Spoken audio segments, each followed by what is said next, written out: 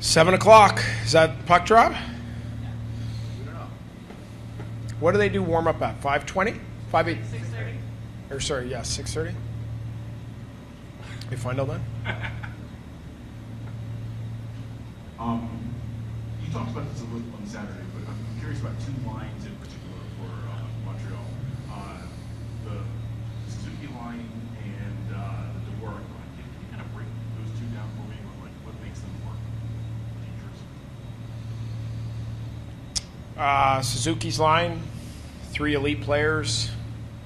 I think a good combination of the centerman being,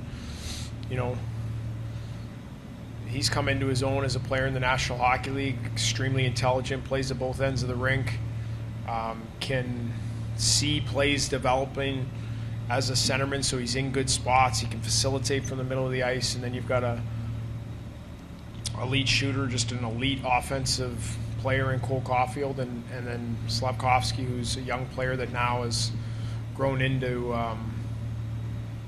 understanding.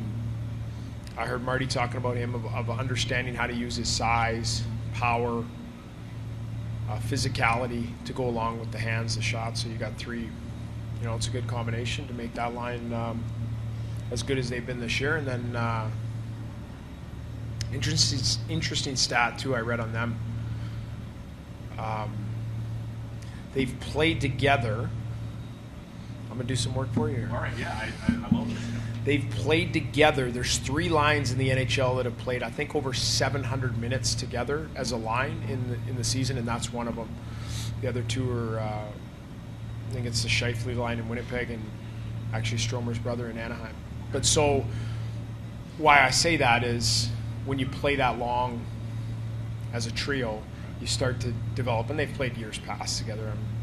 It's nothing you don't know, but a lot of chemistry there. They know where each other are, and that's what I saw going back through our film. They make a ton of plays to one another in all 3 zones that end up right on the tape. The other line that you mentioned, I think, that's their line, similar to our line that centered by Nick Dowd. Hard, physical, in good spots, reliable, smart, veteran presence. So that's what I see with those guys. Raise your hand. If I want to go back to the first, has Logan been cleared directly, or you're not going to say that? That would be a Serbs question. I don't even know if. Yeah, that's a Serbs question. And then just Lane Hutson, how much of your game planning is centered around when you're talking about this team, centered on him, and what makes him unique, I guess?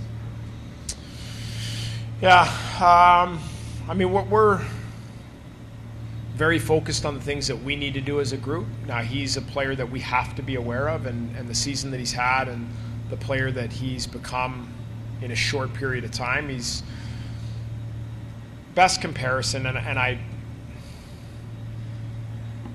he's going to get to this level. Obviously, the player that I'm about to say has accomplished a lot more in his career to this point, but Lane is on that trajectory. Is Quinn Hughes.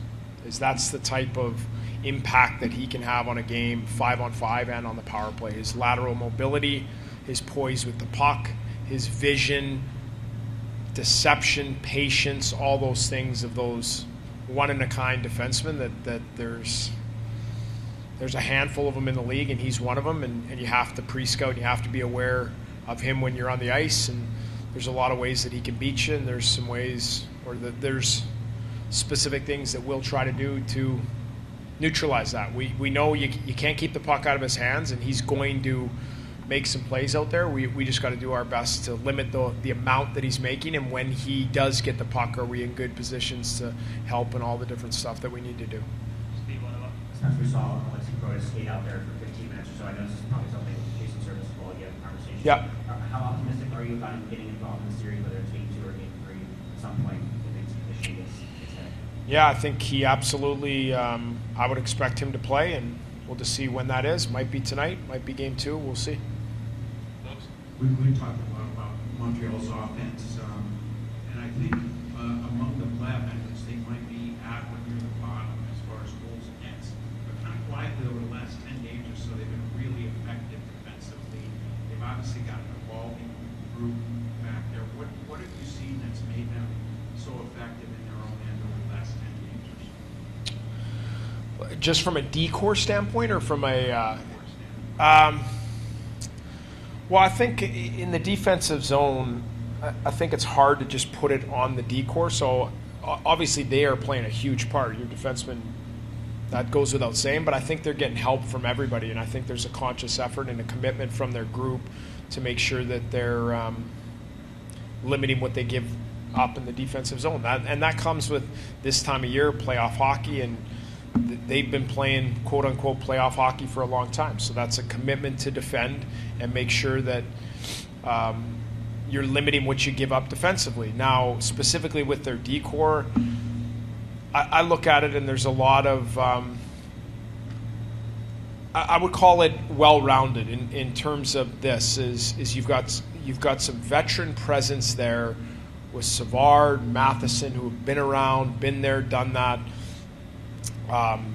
And then you've got some young guys, some mobile guys. You've got a good complement of a lot of different areas, and you can deploy those guys in different ways. And so that makes for an effective decor. And you've got an offensive mobile guy, you've got some stay-at-home, you've got some puck moving. So there's majority of the boxes are checked on their back end. And to get back to the Suzuki line for just a second, Yeah. one of the things that stood out to me is that in those 700 minutes that they played together, they've actually given up more high-danger scoring chances than they've generated, but they've scored way more goals than the opposition. Is there an opportunity there? And then the second part is, you mentioned the 700 minutes, they played 275 of those minutes with Lane Hutson. Yeah. And then the high danger scoring Yeah. chances get well over 50%, and the share of goals is close to 70%.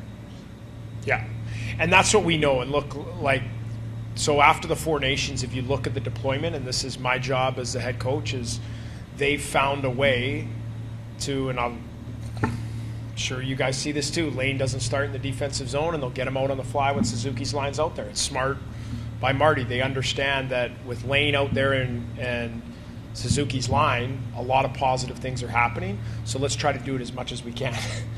And so they've found that combination, that chemistry, and they're trying to utilize it as much as possible. Now it's on us and it's on me to counter that and be able to make sure that we're doing a good job with our deployment when they are out there. What are we doing as a group to try to limit what they're giving up? As far as the line and expected goals and all that stuff, they're no matter what way you slice it, any way to combat, you're going to say that with Braden Point's line in Tampa, just go down the list. Is make them have to defend is the best recipe to play against the top offensive lines in the National Hockey. They'll be saying that against Stromer's line. Make them defend and we'll have success. It's no different for us, and that's no different than what the numbers say. But we when those group of five, it's why I mentioned it a few days ago, when that group of five, whether it's Gooley and Hutson out with Suzuki's line, we're going to have to be aware of that, and we're going to have to do a job. It's going to play a big part in this series. Last question over here. I don't know if you've addressed this already, but if you look at your team last year and their team this year, similarities are striking. Is there anything you could draw from your experience last year to know what they're kind of experiencing in that spot, in that position, that you can maybe help you? Yeah, it's a great point. I think maybe the biggest thing that we went through, and this is going to be our challenge because it can go two ways for you, and this is why I think the start to this series is really, really important for our group, is I talked about this about Montreal, and we had the same thing last year. I think we won maybe 3 in a row going into the playoffs. You got momentum, you feel really good. Locker room feels good, you're confident.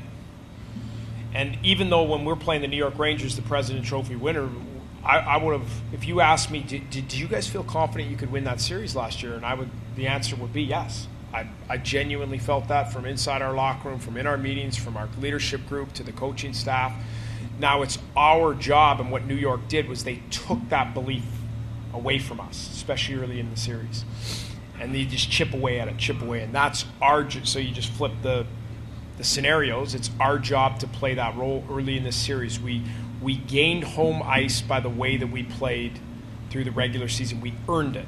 And so now it's on us to take advantage and chip away at belief in a group that has a lot of momentum, has a ton of positive energy, and feel really, really good about themselves going into the playoffs. So that's on us to start the series and chip away at the belief that they have as a group.